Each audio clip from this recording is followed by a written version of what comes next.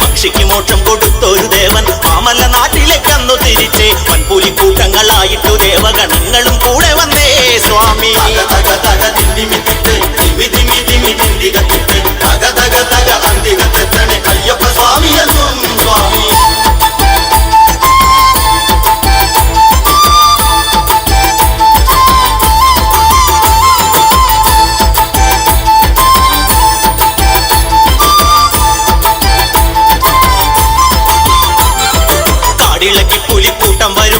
ആലോകരക്കയും കണ്ട് ഭയന്നേ എല്ലെ പുലി വാഹനനും ചിരിച്ചേ കോട്ടമ്മ പൊട്ടിക്കരഞ്ഞങ്ങടുത്തേ മാതൃഭാവങ്ങൾ ചൊരിഞ്ഞവൾ പൊട്ടിക്കരഞ്ഞിട്ട് മാപ്പു ചൊല്ലി സ്വാമി.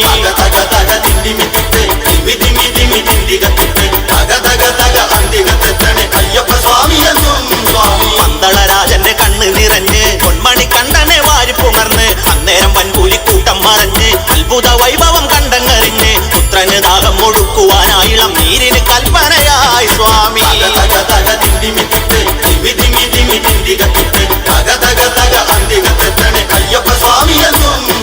ഒന്നുമേ വേണ്ടെന്ന് കയ്യൻ മൊഴിഞ്ഞു പോകാൻ തിടുക്കമാണെന്ന് പറഞ്ഞു. ഉടനെ ശരം തൊടുത്തൊന്നു മൊഴിഞ്ഞു ഈശ്വരം ചെന്ന് വീഴുന്നോരിടത്ത് ആലയം കെട്ടിട്ട് വാസം തുടങ്ങിടാൻ കയ്യൻ തിരിക്കെ എന്നായി സ്വാമി.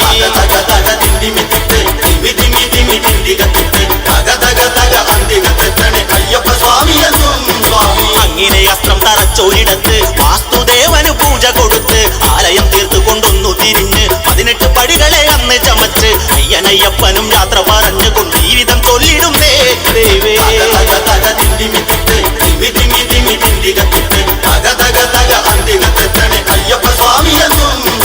ഇന്നേക്കൊരാണ്ട് തികയുന്ന നാളിൽ ഈ മണിവാതിൽ തുറന്നേ കുമേനിൽ അന്നാളിൽ ദർശന ഭാഗ്യം ലഭിക്കാൻ അയ്യനുണ്ടാകുമെന്നോർക്കുക നിങ്ങൾ. ഇങ്ങനെ